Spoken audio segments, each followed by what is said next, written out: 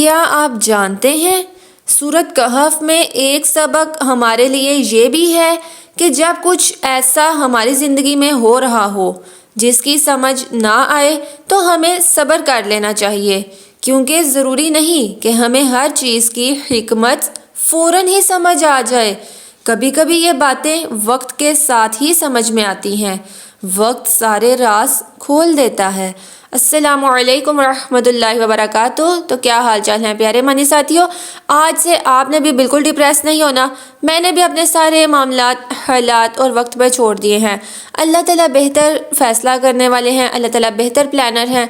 इंशाअल्लाह वो मेरी ज़िंदगी में एक बेहतरीन फ़ैसला करेंगे। उसके लिए बस सब्र से काम लेना है, दुआओं में शिद्दत इख्तियार करनी है, हर मामला अल्लाह पे छोड़ के रिलैक्स होके बस जन्नत में जाने की तैयारी करनी है। अल्लाह हमें अपने करम से जन्नत में ले जाए, आमीन।